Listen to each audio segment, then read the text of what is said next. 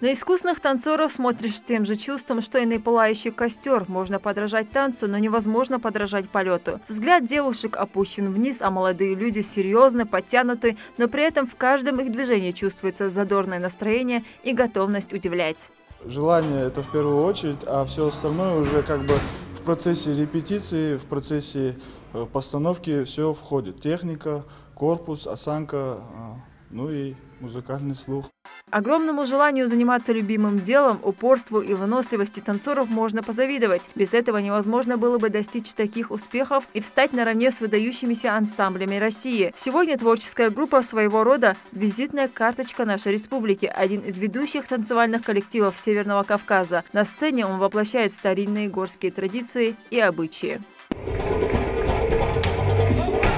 Каким трудом ковался коллектив, знают те, кто был с ним с самого начала. Условия, в которых артисты репетируют, не самые лучшие. Аварийное здание держится на импровизированных подпорках. Плюс ко всему, крыша протекает. У ансамбля же много планов и большие задачи. Очень скоро он сможет реализовать их в более комфортных условиях. Для коллектива возводится молодежный культурно-досуговый центр. Ансамблю «Ингушетия» выделены просторные помещения как для артистов, так и для административного персонала. Тут все условия, высота, акустика зала, помещение рассчитано специально для большого коллектива.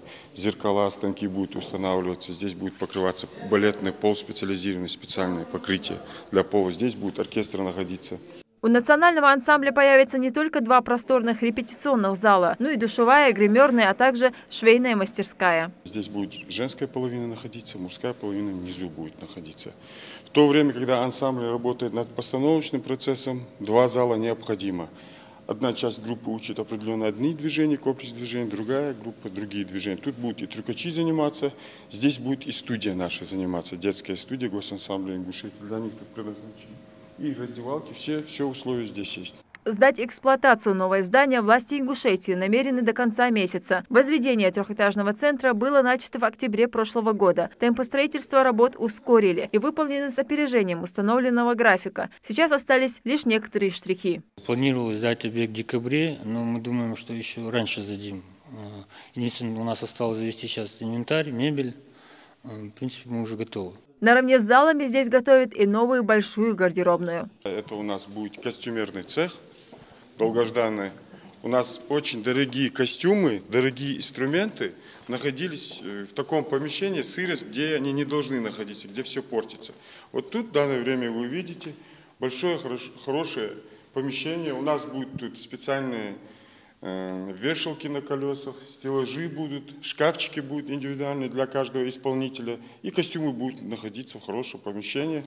Культурно-досуговый центр будет включать в себя кинотеатр, актовый зал на 135 мест, тренажерный комплекс, а также художественные мастерские. Все условия для нашей молодежи. Однако больше всех открытия ждет, конечно, ансамбль «Ингушетия». Коллектив планирует создать в нем больше хореографических произведений, способствующих воспитанию молодежи, формированию высоких эстетических вкусов и сохранению культурного наследия Ингушетии.